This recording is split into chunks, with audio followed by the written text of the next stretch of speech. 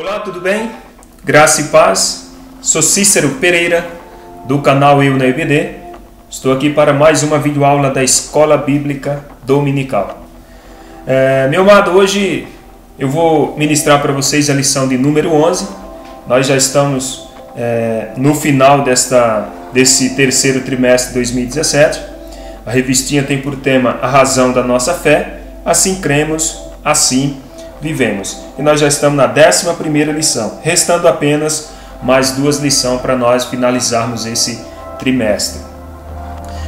Meu amado, se você ainda não é inscrito no canal, peço que se inscreva no canal, deixe aí seu comentário, deixe seu joinha. E vocês que são inscritos do meu canal, muito obrigado, que Deus abençoe a vida de cada um. Já quero dar os meus agradecimentos aos professores da Escola Bíblica que fazem uso desses slides. Que Deus abençoe. São muitas as igrejas que fazem uso desse meu trabalho. Então quero recomendar a você que ainda não conhece o meu trabalho. Eu sou professor da Escola Bíblica há algum tempo e as minhas aulas são ministradas em PowerPoint. Então esses slides eles têm imagens, têm animações e fica uma aula mais dinâmica, uma aula mais interativa.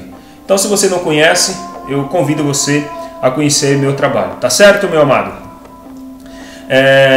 Vamos então para a nossa aula, para a gente não perdermos mais tempo. Então, lição de número 11, que tem por tema a segunda vinda de Cristo. Hoje nós vamos falar da segunda vinda de Cristo. Texto áureo se encontra no livro de Mateus, capítulo 24, versículo 27. Porque assim como o relâmpago saiu do Oriente e se mostra até ao Ocidente, assim será também a vinda do Filho do Homem. Bom, aqui a gente vê claramente, nessa passagem bíblica, a vinda do Rei nas nuvens, vindo do céu aí. E aqui está falando da segunda vinda do Senhor Jesus Cristo, que é predita, ou que será predita, por sinais cósmicos, tá certo? A lua, o sol, as estrelas, elas cairão e também os planetas serão abalados, de acordo aí com Mateus 24, você lê aí 24 até o 29, que fala aí desses sinais cósmicos, tá certo? E também depois disso, o que acontecerá? Cristo ele descerá à terra, Ele virá aí nas nuvens, e esse evento ele acontecerá de forma rápida, segundo a Bíblia, e visível, como um raio que vai atravessar o céu. O grande chamado aí das trombetas, será para enviar os seus anjos para recolher os salvos de toda a terra aí, onde tiver um crente. Verdade prática. A segunda vinda de Cristo será em 2 fases distintas. Primeira, invisível. Invisível ao mundo, para arrebatar a sua igreja. Segunda, visível e corporal, com a sua igreja glorificada. É o que nós vamos detalhar um pouco mais à frente no decorrer dessa aula. Leitura bíblica em classe encontra em 2 referências. Primeira referência em 1 Tessalonicenses 4, do versículo 13 ao 18, e segunda referência no livro de Lucas, capítulo 21, versículo 25 ao 27. Não vou ler para nós não perdermos muito tempo. Já quero recomendar aí você dar um joinha, se inscrever no canal se você não é inscrito, tá? Para ajudar aí o nosso canal a crescer. Que Deus possa nos abençoar e que o Espírito Santo nos dê uma boa aula. A introdução diz assim: a Bíblia mostra a segunda vinda de Cristo em 2 fases. A primeira fase é o arrebatamento da igreja. A segunda fase, sua vinda em glória. Entre esses 2 eventos, haverá na terra a grande tribulação. Eu fiz aqui esse, vamos chamar assim de gráfico, para ilustrar o arrebatamento e a vinda de Jesus. Aqui no arrebatamento, antes da tribulação, no começo da tribulação, antes da tribulação, né? Nós que somos pré-tribulacionistas, a igreja ela será arrebatada antes da tribulação. Então, a igreja vai estar no céu com Cristo, e aqui na terra haverá um período de tribulação que durará 7 anos, 3 sendo dividido em 2 metades, 3 anos e meio mais 3 anos e meios. E aí, depois dos 7 anos, Cristo virá com a sua igreja, será a sua segunda vinda, e aí se iniciará o milênio, que será uma próxima lição. Hoje nós vamos falar sobre a segunda vinda de Cristo. É o que nós vamos detalhar mais à frente. O julgamento divino sobre todos os moradores do mundo. Então, vamos lá. E no céu, o tribunal de Cristo, seguido das bodas do Cordeiro. O nosso enfoque aqui é a fundamentação bíblica desses eventos. Então, enquanto na terra está havendo um período de tribulação, de angústia, de dores, no céu está havendo, vamos chamar assim, de um banquete, de uma festa, chamada de bodas do Cordeiro, onde será ali uma grande ceia com o Senhor Jesus. Tópico 1. Os eventos por vir. Subtópico 1. Fonte de predição. Qual é a fonte de predições verdadeiras? Bom, só existe uma, a Bíblia Sagrada. Através da Bíblia, Deus nos diz tudo o que precisamos saber sobre os eventos por vir. Então a Bíblia ela é a fonte de predição. É lendo ela, examinando ela, que nós ficamos sabendo de tudo o que vai acontecer com a humanidade. Por quê? Porque a Bíblia ela é a única fonte confiável. Não precisamos duvidar da veracidade da Bíblia. Pode ter certeza que tudo que Deus deixou escrito se cumprirá. Muitos eventos já se cumpriram e outros ainda vão se cumprir. Um deles é a tribulação, né? A segunda vinda de Cristo e alguns outros eventos que nós veremos logo à frente aí, ou logo a mais nesse estudo.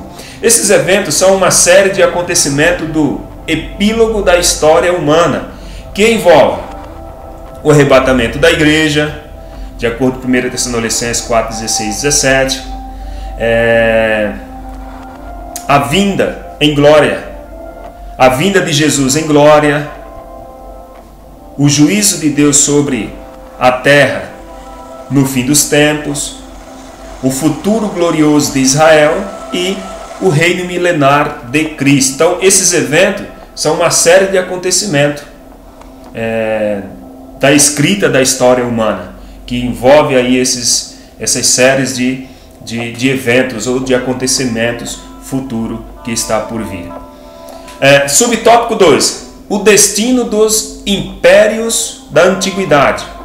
As profecias acerca da ascensão e queda dos impérios babilônico, medo-persa, grego e romanos, nos capítulos 7 e 8 de Daniel, se cumpriram, e a própria história confirma esses fatos. Então, a própria história confirma que essas profecias se cumpriram, se realizaram. Babilônia, 607 a 539 a.C., cabeça de ouro, Medo-Persa ou Medo-Persa, 539 a 533 a.C., peito e braço de prata. Grécia, 331 a 168 a.C., simboliza aqui o ventre de ferro. Roma, 168 a.C. e 476 depois de Cristo, simboliza ali as pernas de ferro. 10 reinos, 476 depois de Cristo. Pés, parte, ferro e barro. Essa profecia ainda falta se cumprir. As profecias messiânicas se cumpriram com abundância de detalhes. Olha só, as profecias que falavam sobre o Messias, sobre o Senhor Jesus, elas se cumpriram com abundâncias ou com riquezas em detalhes. Primeiro, o nascimento do Messias de uma virgem na cidade de Belém. Segundo, o julgamento de Pôncio Pilatos. Terceiro, como seria sua morte e ressurreição, ou seja, como seria a morte de Cristo e a ressurreição. Quarto, sua ascensão ao céu e aí a ascensão de Cristo aos céus. E quinto, e muitas outras profecias sobre o Messias foram cumpridas. N outras profecias sobre Cristo se cumpriram. Subtópico 3, sobre as diásporas judaicas. O que é a diáspora judaica? Diáspora judaica refere-se a diversas expulsões forçadas dos judeus pelo mundo, formando comunidade judaica fora da nação de Israel. As profecias sobre a diáspora judaica se cumpriram. Vejamos as duas dispersões judaicas e as suas respectivas restaurações. Diáspora, o cativeiro babilônico, Jeremias 16:13. Ano 586 a.C. Retorno, rei da Pérsia, Ciro. Isso está lá em Esdras, capítulo 1, versículo 1 ao 3. Então, diáspora são o que? O que acontece? O que é a diáspora? São as dispersações, ou seja, quando Israel foi dispersado, quando Israel foi para outras províncias, outros reinos, quando Jerusalém foi invadida, quando Samaria foi invadida, eles foram espalhados pelo mundo, né? Então isso é diáspora. Segunda diáspora, destruição de Jerusalém, Lucas 21:24, ano 70 depois de Cristo, retorno, após a morte de 6 milhões de judeus que foram exterminados na Segunda Guerra Mundial em 1948. Terminou essa diáspora com a tomada da Palestina, tal como anunciada pelos profetas. Jeremias 31:17, Ezequiel 11:17, também 36:24 e Amós 14:15 e Zacarias 8, versículo 7 e versículo 8. Então aí são alguns versículos que falam aí do povo de Israel que foram dispersos aí pelos outros países, né? Pelo mundo inteiro.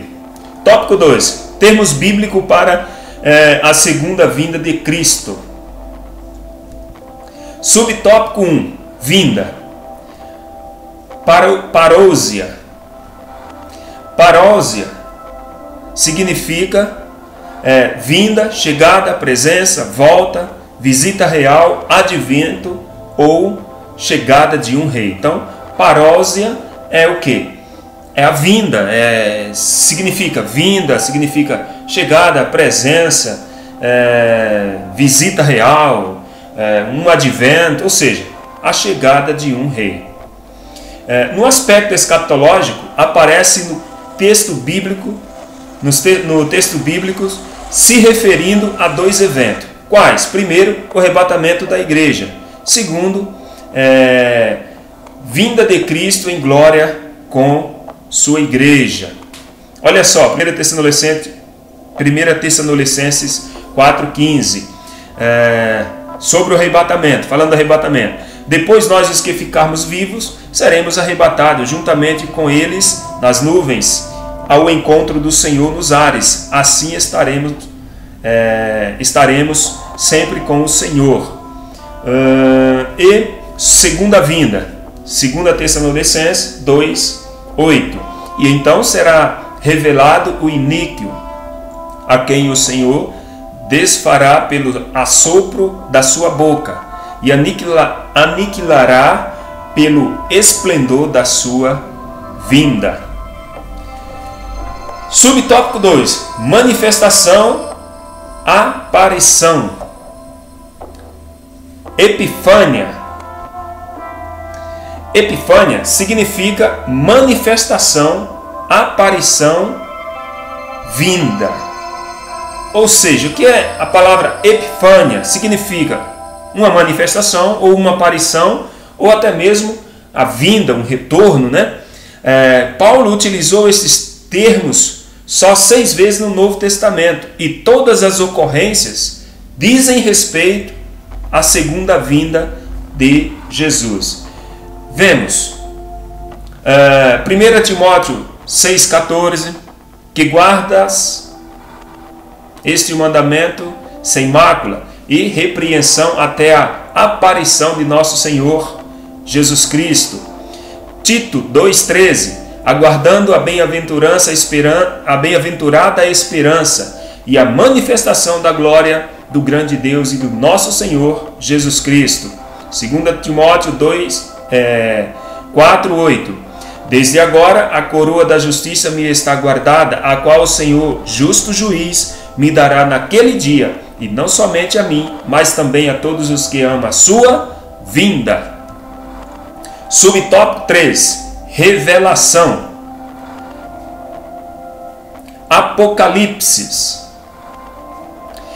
Esse termo é traduzido ainda como revelação ou também como manifestação, conforme a versão da Bíblia. Ambas são empregadas para se referir ao arrebatamento da igreja. Para que a prova da vossa fé, muito mais preciosa do que o ouro que perece e é provado pelo fogo, se ache em louvor e honra e glória na revelação de Jesus Cristo. 1 de Pedro 1,7.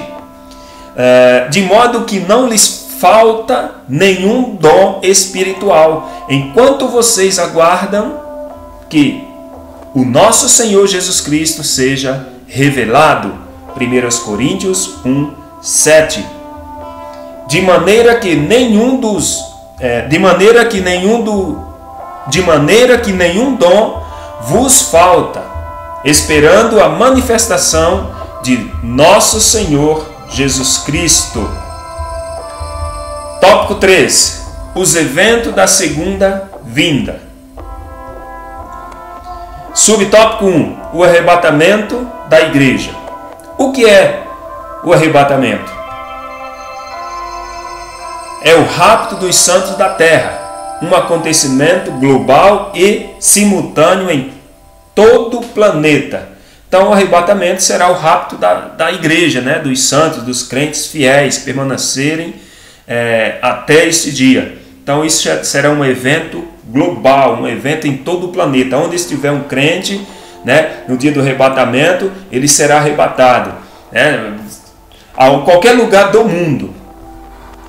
A profecia completa até fusos horários, pois uns estarão dormindo à noite e outros trabalhando nesse exato momento.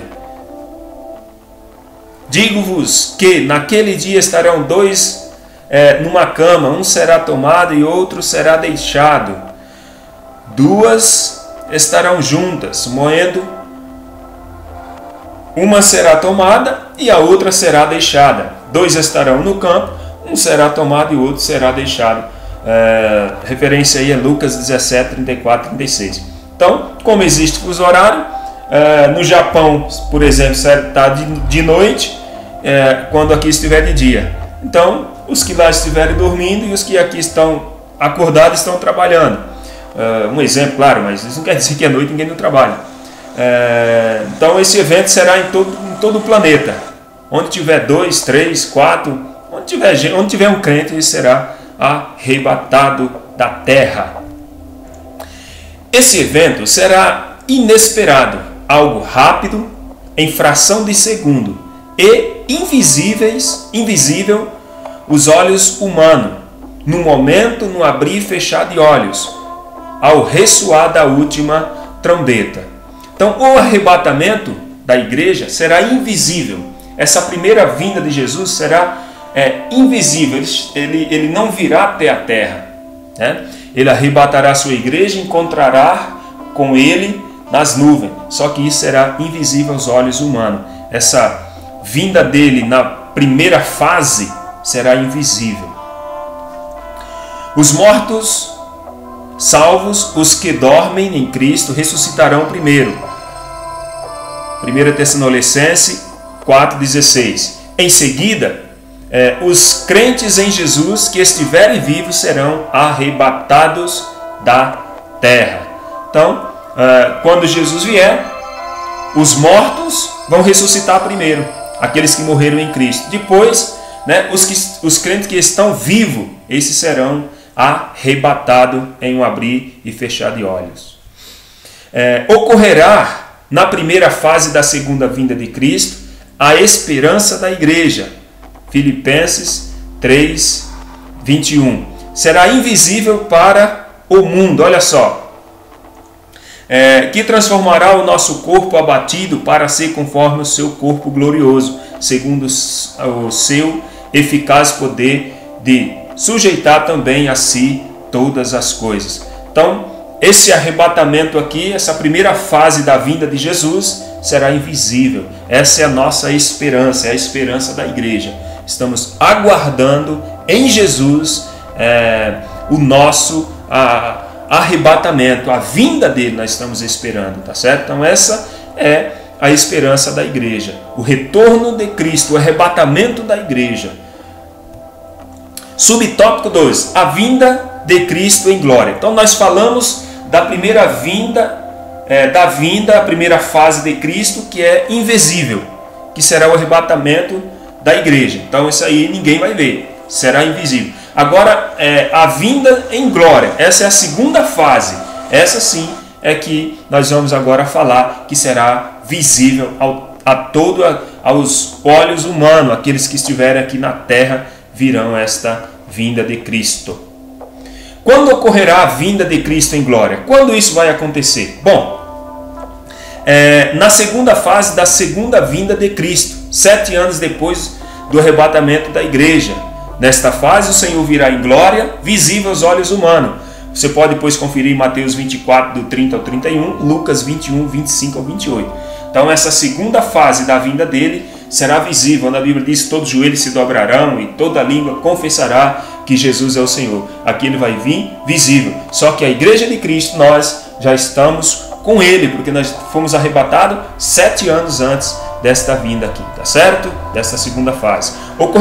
E como ocorrerá essa vinda? Ocorrerá da seguinte forma. Primeiro, ele virá acompanhado dos santos. Depois você lê lá em 1 Tessalonicenses 13 e Judas 14. Ocorrerá da seguinte forma. Segundo, o propósito aqui é julgar as nações. Joel 3:12 ao 14 e Mateus 25, 31, 32. Restaurar o trono de Davi, de acordo com Zacarias 8:14. Destruir a besta e o falso profeta, 2 Tessalonicenses 2:8 e Apocalipse 19, do 19 ao 20. E estabelecer o seu reinado de justiça e paz na terra, o reino de Deus de 1000 anos, de acordo com Isaías 2:4, Apocalipse 20, 2:3. Então, a segunda fase dele ocorrerá nessa forma, ou seja, ele vai vir acompanhado com os santos. O propósito dele é julgar as nações, restaurar o trono de Davi, destruir a besta e os falsos profetas, né? Aqui Satanás será lançado, será amarrado por período de 1000 anos, e onde ele vai estabelecer, onde Cristo vai estabelecer o reino de Deus na terra, que durará aí por 1000 anos. Tópico 3, subtópico 3, a grande tribulação. A igreja vai passar por esse período? É uma pergunta. Gravando. A igreja vai passar por esse período? É uma pergunta. Você acha, meu irmão, que a igreja vai passar pela grande tribulação? Bom, não, claro que não. Por quê? Bom, vamos lá. De acordo com 1 Tessalonicenses 1:10, diz assim: esperar dos céus o seu Filho, a quem ressuscitou dentre os mortos, a saber, Jesus, que nos livra da ira futura. Eu, como pré-tribulacionista, claro que a igreja não vai passar por este período de tribulação, porque a tribulação é para aqueles que não creram em Jesus, para aqueles que ficaram, os desviados. Esses sim ficarão no período da tribulação.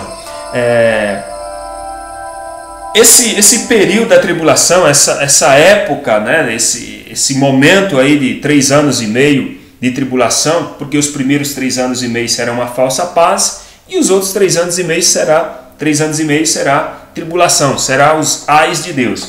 Então será a era do anticristo, de acordo com 1 Tessalonicenses 1:10.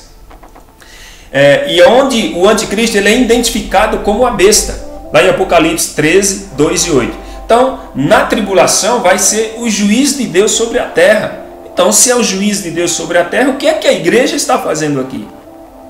Tá certo? Então, como pré-tribulacionista, eu defendo a linha de interpretação que a igreja, nesse momento, estará com Cristo lá nas bodas do Cordeiro. E foi para isso que nós aceitamos Jesus, porque Ele nos livra da ira do Pai ou da ira vindoura, tá certo? O falso profeta será o porta-voz do anticristo, que enganará o povo por meio dos falsos milagres. Olha só Apocalipse 16, 13 e 14. E da boca do dragão, e da boca da besta, e da boca do falso profeta, vi sair 3 espíritos imundos, semelhantes a rãs, porque são espíritos de demônios, que fazem prodígios, os quais vão ao encontro dos reis da terra e de todo o mundo, para os congregar para a batalha naquele grande dia do Deus Todo-Poderoso. Então, o falso profeta, ele vai o quê? Enganar as nações, enganar o povo, enganar com falsos milagres, com prodígios, né? Que ele vai fazer, que ele vai operar. Este período foi determinado por Deus para fazer justiça contra a rebelião dos moradores da terra e para preparar a nação de Israel para o encontro com o seu Messias. Amós 4, 12. Subtópico 4. O tribunal de Cristo e as bodas do Cordeiro. Enquanto aqui na terra está acontecendo a grande tribulação, ou seja, enquanto a grande tribulação acontece na terra, o que está acontecendo nos céus é o seguinte. Lá está acontecendo o tribunal de Cristo. Ou seja, no céu, os santos estarão recebendo a recompensa por aquilo que cada um fez em vida pela causa do Evangelho. Olha que interessante. Na terra está passando um perrengue só. Pessoas morrendo, peste, doenças. Ou seja, uma calamidade mesmo. Terríveis. E nós, a Igreja de Cristo, estamos nos céus. Ou seja, no tribunal de Cristo, no bema de Cristo, sendo galardoado, sendo presenteado por aquilo que fizemos. Por isso que é importante nós fazermos boas obras aqui na terra. Você pode depois conferir em 1 Coríntios 13, 12 ao 15 e Apocalipse 22, 12. Bom, primeiro, será a premiação dos salvos. Então, lá no tribunal de Cristo será a premiação dos salvos. Quem está lá no tribunal de Cristo vai receber a sua recompensa. Não se trata de um julgamento para salvação ou condenação. Então, quem está no tribunal de Cristo está salvo. O tribunal de Cristo não é para condenar, não é para salvação. Não, lá já está salvo. Não é para julgamento quem vai ser salvo, quem não vai ser. Lá já está salvo. Você foi para lá, quem estiver lá já está salvo. Todos os presentes já são salvos em Jesus, visto que a salvação é pela graça.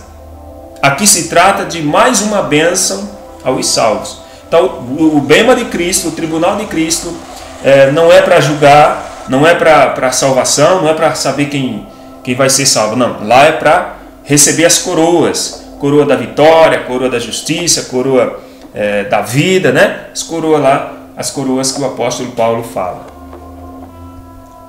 As bodas do Cordeiro, Apocalipse 10, 9. Olha só.